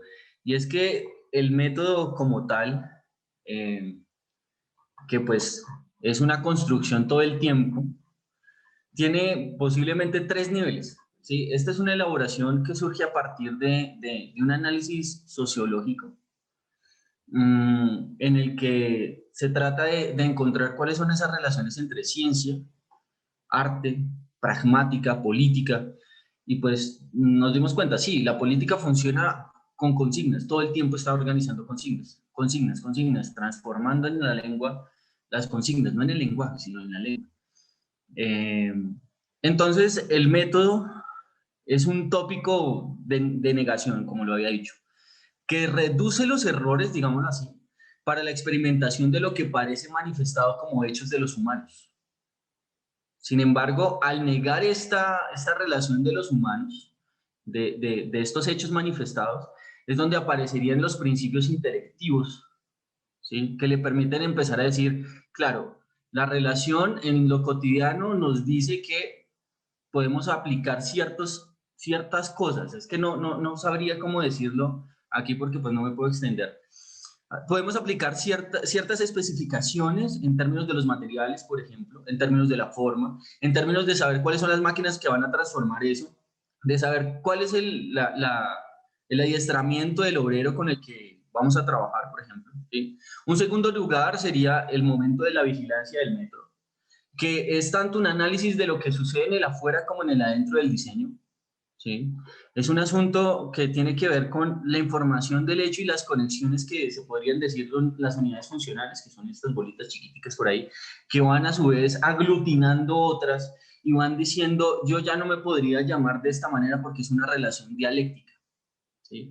Y esta relación dialéctica es la actualización misma de cómo vamos apareciendo moralmente con lo que denominamos en Occidente inteligencia. Porque la inteligencia pues es un juicio moral, ¿sí? De entrada se dice quién es y quién no es, solamente en el usar la palabra inteligencia. Y así, entonces, el tercer nivel será cómo se designa el método para operar. Y el método sería la huella misma que lleve cualquier objeto de producción. Y entonces, independiente de cuál sea la materialización, hay método, ¿sí? Aunque el diseño pase por una materialidad, eso no es el diseño. Hay algo más ahí. Y eso que decía ahorita, no recuerdo si era el profe Aybar, en términos de la psicología, y es que muchas veces el diseñador sabe que no sabe sin saberlo. Y ese no saberlo permite que por eso exista una rebeldía con el método, ¿sí? Y eso es lo que aspiraríamos nosotros en las facultades de de diseño, de artes, independiente de donde está, porque aquí en Colombia, por ejemplo, hay tres tipos de diseño, uno enfocado en la ingeniería, otro enfocado en las artes, otro enfocado en la arquitectura, y son diseños industriales. Son la misma carrera, énfasis completamente distintos, surgen cosas completamente distintas, y ahí es donde está. El diseñador sabe que no sabe sin saberlo. Un Y eso es minuto, muy Raúl, interesante. por favor. Yo creo que con eso concluye. Bárbaro, gracias. Súper interesante. Bueno, Raúl, pero terminamos rápido. No, yo pensé que con eso concluyo y seguías con... Bueno, muy bien, está muy bien, está muy bien. Me haces pensar para llevarte a dar una charla a los magistrandos para toda la parte de seminario, de investigación y metodologías y demás. Así que Claro. bueno, un gusto conocerte. Bien, estamos con Marilina Romero del Instituto de Vivienda de la Ciudad, Argentina. Marilina. Hola, ¿qué tal? Buenas tardes. Voy a presentar. Perfecto. No sé si... sí, listo. No, porque no sabía si tenía que salir uno para entrar el otro, pero ya está. Ahí se va a ver. Perfecto. Bien. Bueno, me presento. Mi nombre es Marilina Romero. Yo soy arquitecta de la Universidad de Buenos Aires. A la vez trabajo en el Instituto de Vivienda de la Ciudad. Y de esa manera un poco se conjugan dos cuestiones que me interesan bastante, la arquitectura, lo que es el paisaje por otro lado, y además el tema en cuestión que es la vivienda social. Lo que vengo a compartirles es un poco experiencia sobre una investigación realizada en formato pasantía, que se hizo durante el año 2019-2020, dentro del Centro Poiesis de la FADU. Y esta pasantía trata la interrelación que hay justamente entre paisaje, vivienda, urbanismo. El título de la pasantía es Paisaje colectivo, el diseño en los espacios comunes de los conjuntos de vivienda social de alta densidad, y cómo esta configuración también afecta o se relaciona en cuanto al entorno urbano y en cuanto a las relaciones sociales. La pasantía estuvo trabajada en tres partes, en tres grandes instancias. En una primera llamada observación, una segunda de indagación y la última de producción. Un poco estas tres instancias sirven también como para ordenar y entender las diferentes características en cada etapa de la investigación en sí. La primera imagen que estoy mostrando es del barrio Los Perales, está ubicado dentro de la Ciudad de Buenos Aires, cerca de lo que es el barrio de Mataderos. Y me parecía interesante esta imagen por el hecho de que la primera instancia, observación, un poco trata sobre esto, ¿no? Del recorrer, del conocer, del empezar a caminar estos espacios, a entender un poco la lógica de los mismos. Y por otro lado, dar cuenta de un poco de las falencias o aciertos que tienen estos espacios abiertos de los conjuntos de vivienda social. Esta observación, que se empieza a dar en diferentes conjuntos de distintas escalas, o sea, conjuntos habitacionales de la envergadura de Los Perales, como así también de la envergadura del barrio Simón Bolívar, en el barrio Curapaligüe, o lo que son Soldati y Piedrabuena, como los más conocidos dentro de la Ciudad de Buenos Aires. También en contraposición a qué está pasando en estos espacios, en este tipo de espacios, en Europa o en otros lugares más alejados, como para también tenerlos de referencia. Un poco esta observación lo que nos lleva es también a entender la necesidad de empezar a hacernos preguntas y a indagar, ¿no? Ahí entramos en esa segunda instancia, donde esta observación nos genera preguntas sobre qué pasa en estos espacios, por qué hay ciertos ámbitos que sí tienen una calidad en cuanto ambiental muy enriquecida y otros no. ¿Qué es lo que genera estas diferencias? La escala, la composición del lugar, la vegetación, la ausencia o presencia de ciertos servicios, equipamiento. Empezar a entender qué está pasando en estos lugares. Debido, obviamente, a que son grandes áreas verdes de una calidad que puede ser muy potencial, justamente en ciudades como las nuestras, donde es necesario empezar a rever estos espacios, estas áreas vacantes, y potenciar justamente, ¿no?, estos usos. En este proceso de indagación por el cual se ha transitado en la investigación, un poco también lo que radicó fue en repensar el término de paisaje como se venía dando, entendiendo la complejidad del mismo en este tipo de territorios.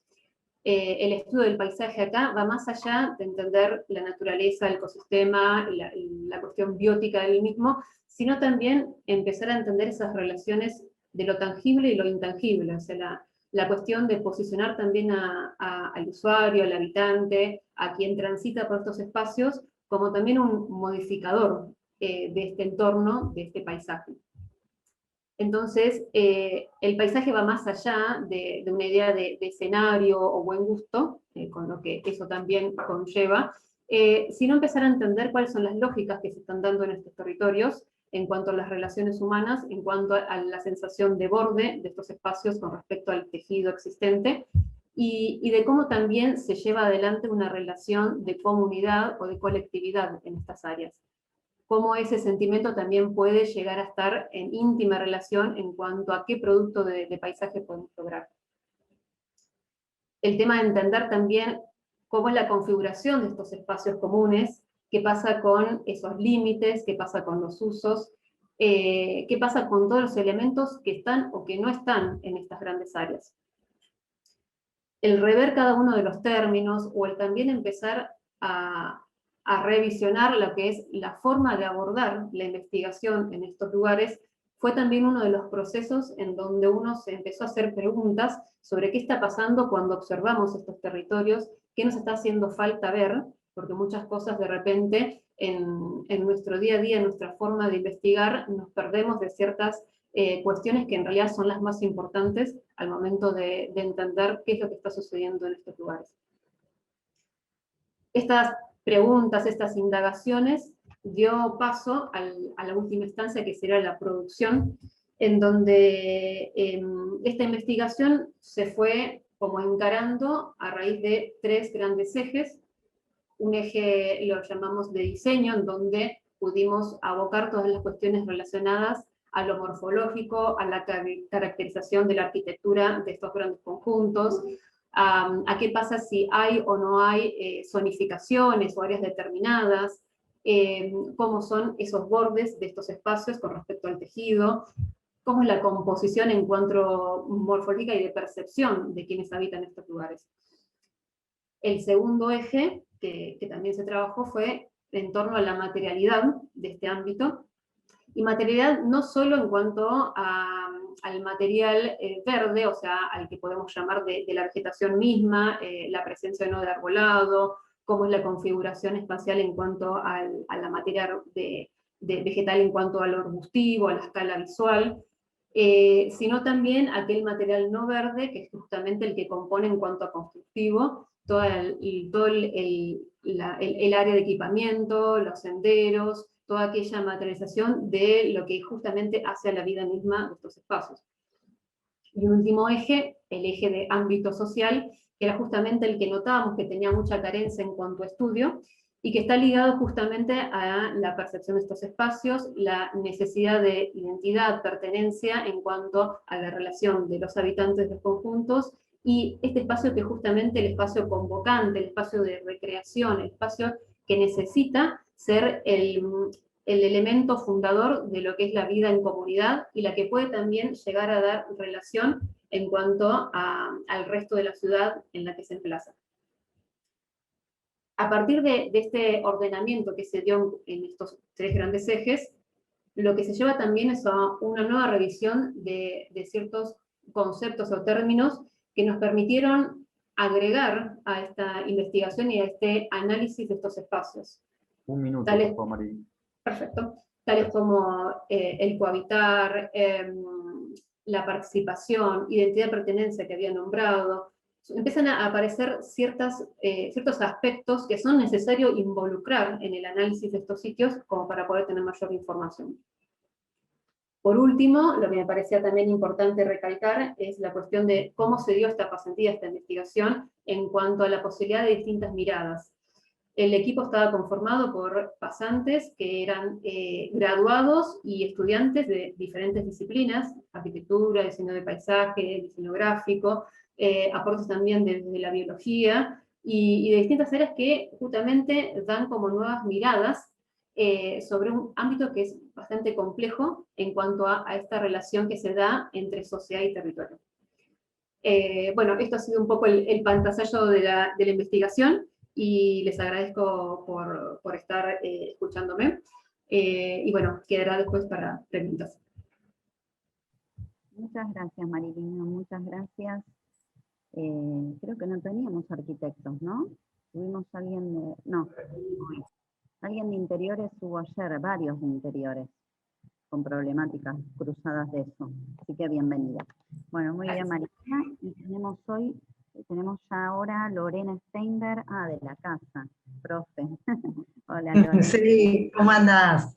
Bien. Y no sé si María José García Uriburu, creo que no, ¿no? Sí, se conectó, por suerte pudo llegar, porque estaba con un inconveniente, pero ahí se sumó. La veo abajo, perfecto, ¿van juntas? Sí, vamos juntas, por suerte pudo llegar, me alegro un montón. Lorena Steinberg, de la Universidad de Palermo, y también tenemos a María José García Uriburu, creo que de la UBA, o van juntas por ambas instituciones, no sé. ¿Se presentan ustedes? Hola, ¿qué tal? ¿Qué tal? Bueno, mi nombre es Lorena Steinberg, yo soy docente de la UP y también de otras universidades, pero puntualmente esto lo trabajamos en la Universidad de Buenos Aires. Majo, presentate, así después arrancamos. Hola, ¿qué tal? Yo soy estudiante de la Universidad de Buenos Aires, de la carrera de Ciencias de la Comunicación, y junto a Lorena trabajamos, investigamos en realidad en el UACIT de semiótica de María Rosa del Coto. Bien, bueno, efectivamente nuestro trabajo se llama Fenómenos de retoma en series de ciencia ficción, en este caso el caso Black Mirror, y como recién decía Majo, nuestra investigación está inscrita en el proyecto UBACIT, Retomas discursivas en tiempos de convergencia, producción, circulación y consumo.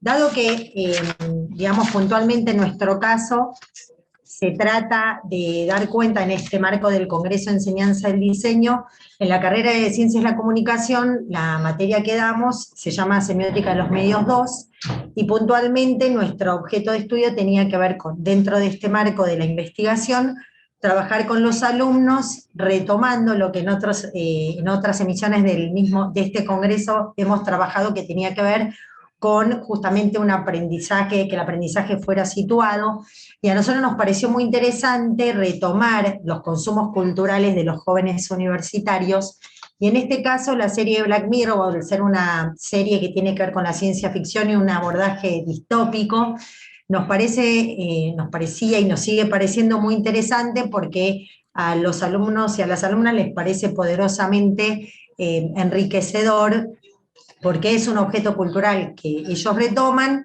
y consumen, y por otro lado analizarlo desde un abordaje sociosemiótico, y el objetivo principalmente era analizar estos fenómenos de retoma en todo lo que tiene que ver con operaciones icónicas, iniciales y simbólicas, haciendo alusión tanto al abordaje sociosemiótico de Liceo Verón, como también la teoría persiana, ¿no?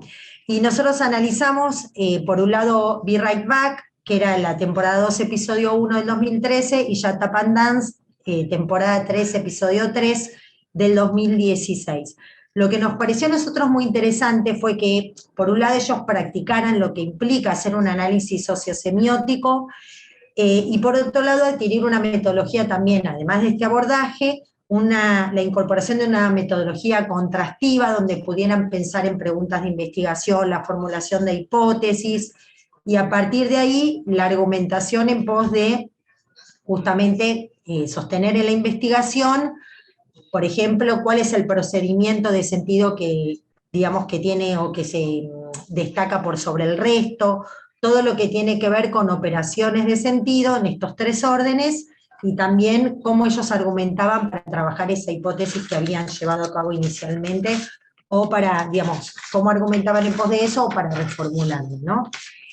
La metodología de trabajo, como dijimos, bueno, tenía que ver con analizar, como se trata de un discurso audiovisual, todo lo que tiene que ver, analizaron las operaciones icónicas que tenían que ver con los procedimientos en relación a la imagen, las indiciales que tenían que ver con cuáles son todos los procedimientos que tienen por finalidad llamar o interpelar la atención del enunciatario, y las simbólicas que tenían que ver con todo el tratamiento de lo lingüístico, pero a su vez con representaciones convencionalizadas del objeto, ¿no? Por llamar de alguna manera, cómo se representa, por ejemplo, la adicción a la tecnología, cómo se representan determinadas representaciones, valga la redundancia, simbólicas en lo que respecta al lenguaje de las redes sociales o lo que fuere. Y la hipótesis central que trabajamos conjuntamente con los alumnos era que en ambos capítulos se priorizaba el orden indicial a través de la focalización principalmente del dispositivo técnico que tenía que ver con el juego de planos cerrados o primerísimos primeros planos o en algunos casos abiertos, para dar esta idea y esta contrastación entre la sensación de soledad por un lado, por ejemplo en el caso de Be Right Back, y por otro lado el temor, ¿sí? En los primeros planos que se representaba en lo que tenía que ver con Shut Up and Dance, en relación a el temor a la exposición pública, porque no sé si recuerdan el capítulo, pero en este caso tenía que ver con todas personas que tenían por ahí prácticas pedófilas y demás, y el hecho de haber sido encontrados digamos, y haber sido espiados en esta conducta, bueno, la exposición pública de esa práctica que obviamente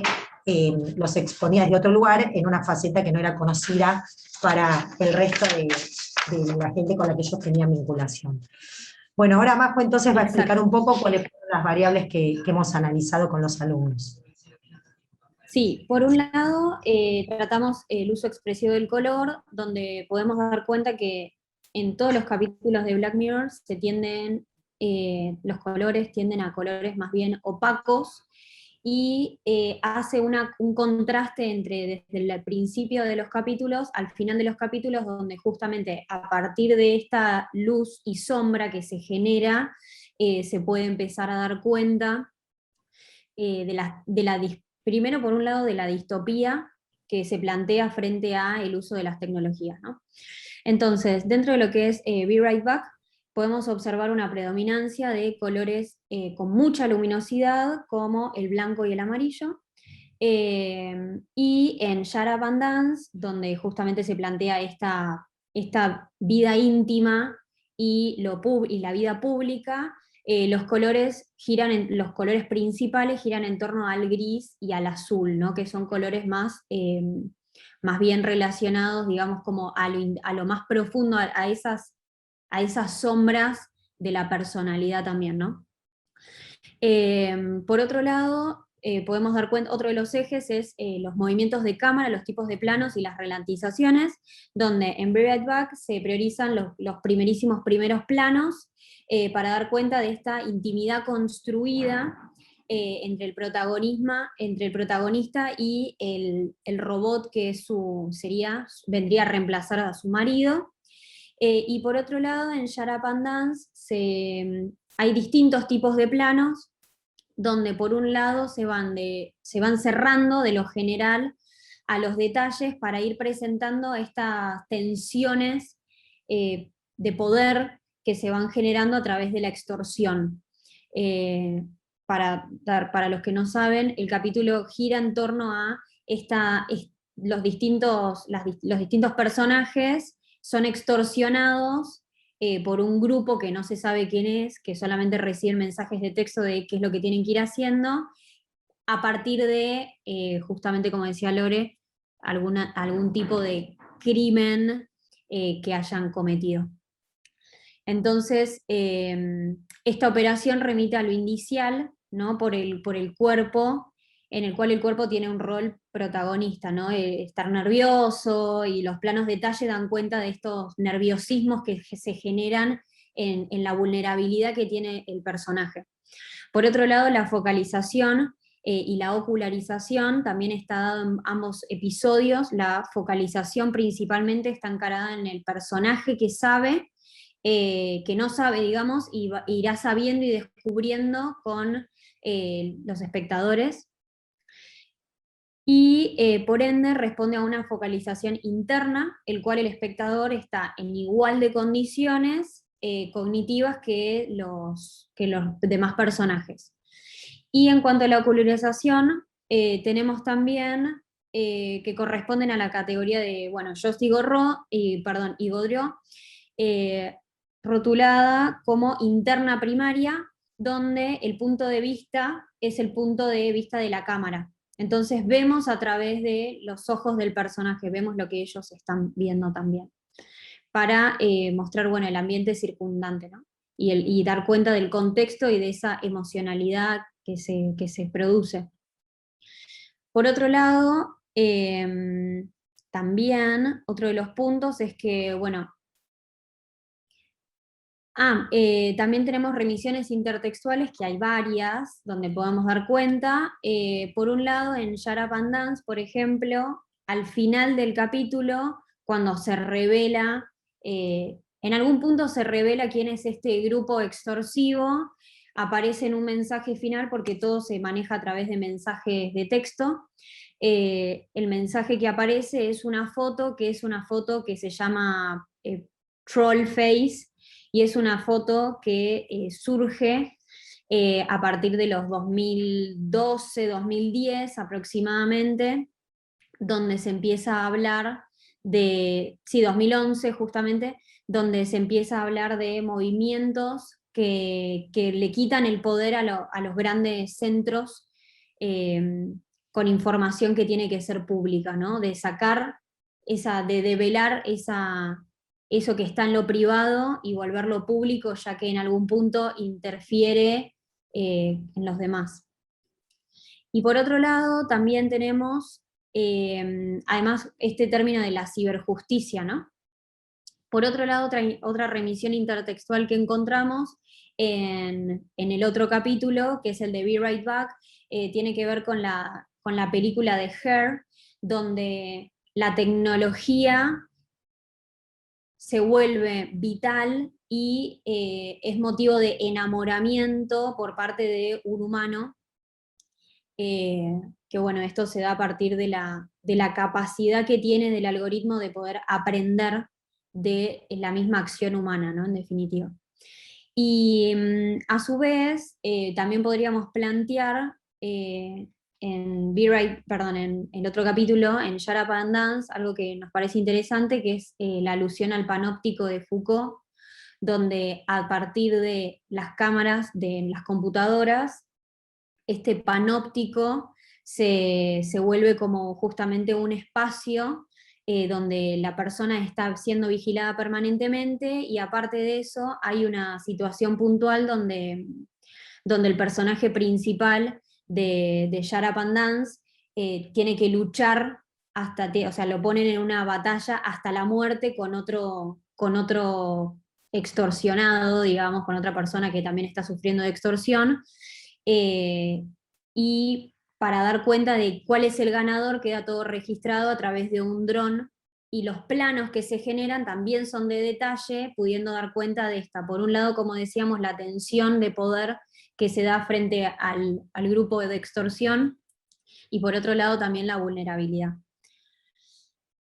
Parte de las conclusiones, estos son como los ejes centrales, obviamente se ha hecho un análisis más profundo, pero quisimos poder dar cuenta de lo más central. Bueno, y esta metodología contrastiva nos permite definir las propiedades y las estrategias que plantea cada capítulo desde lo técnico, para poder dar cuenta de las relaciones humanas que se van entretejiendo a partir de la tecnología. Y por otro lado, podríamos pensar que la prioridad otorgada a lo indicial da cuenta de este vacío que genera el uso abusivo de la tecnología, y también de las relaciones de poder que se entretejen por medio de la tecnología.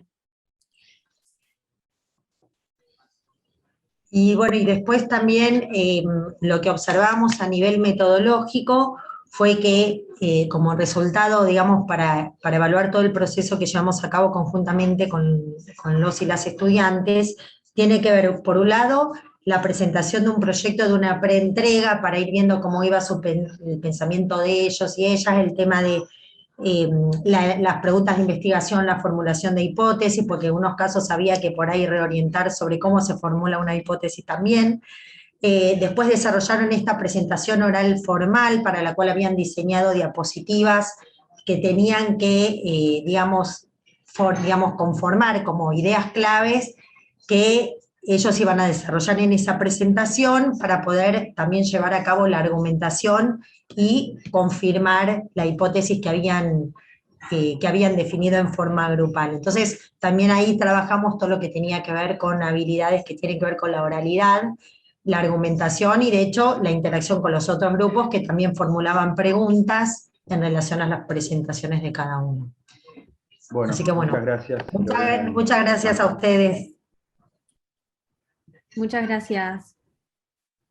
Escucharlas y aparte es súper interesante siempre estas problemáticas que nos llevan a series y a cosas así, son muy interesantes. Bueno, no tenemos mucho más tiempo, ya vi que se han cruzado algunos mensajitos por ahí, no sé si alguien quiere decirse algo con otro, o ya lo dejamos para el ámbito de lo privado. Fue realmente muy enriquecedor, súper gratificante volver a conducir estos encuentros. Y bueno, y seguimos leyéndonos en otras publicaciones, por supuesto, obviamente. No sé si tienen algo para comentarse, es el momento. Si no... yo le quería hacer una pregunta a Laura. Lo único... Claro, contanos. Hola, ¿qué tal, Lorena? ¿Qué tal, Laura? Te quería hacer una consulta. Todas las ponencias me parecieron muy interesantes. La verdad que todas nos sirven, nos dejan pensando en varios sentidos, pero puntualmente la tuya me dejó pensando el tema de nosotros, como estamos trabajando en el UASIC con el tema de las retomas discursivas, no puntualmente nosotras, pero dentro de nuestro equipo muchos están trabajando con el tema de los IMEMES, ¿no? En el tema de los IMEMES, ¿no? Que tienen que ver justamente con la transformación, ¿no? Digamos, una transformación hipertextual, o sea, de un texto con respecto a otro, que por ahí cambia el contexto, utiliza el recurso de la ironía, el humor o lo que fuere. ¿Cómo juega ahí el tema de lo que vos decías de la propiedad intelectual? Porque en uno de los ítems hablabas de la transformación, ¿no? De como que tiene que tener derecho a ser transformado por otro. ¿Cómo funciona ahí? Porque de hecho es como un estilo de época, las retomas discursivas, y puntualmente en el IMEME eso tiene tiene mucho anclaje, ¿no? Primero, si tiene autorización para transformar, no vamos a tener ningún tipo de problema. Pero hay excepciones. La cita, la ironía, son excepciones. ¿Por qué? Porque estoy diciendo todo de otra manera, entonces no estoy violando el derecho de autor. Y me gustaría, hay un capítulo de Black Mirror que hace referencia mucho a esto de la imagen y al consentimiento, el de Miley Cyrus, que su tía se aprovecha de esa situación para utilizar la imagen y explotar esos derechos comerciales. Así que vos fíjate, nos venimos a reunir los dos temas. Es cierto, sí. Está muy bien, perfecto, gracias. Sí, no, de nada. Bueno, fenómeno. Nos están apurando para cerrar, les cuento, en privado. Así que bueno, les agradezco un montón a todos. Como les digo, nos seguimos cruzando y leyendo, y la oportunidad de este espacio le contaba al principio. Con Ale después haremos un raconto de todo lo escuchado y los cruzaremos con otros posibles o coordinadoras de publicaciones o algo en el posgrado. Esa es la intención de este encuentro y de estas redes, ¿no? Así que bueno, les agradezco un montón por habernos escuchado entre todos. Un abrazo enorme a la distancia y virtual. En algún momento nos abrazaremos presencial, esperemos. Sí, esperemos, sí. Cariños enormes. Gracias a las chicas que están ahí ayudándonos, Celes y Ale. Ale, el otro Ale, abrazo, y gracias por todo lo compartido hoy.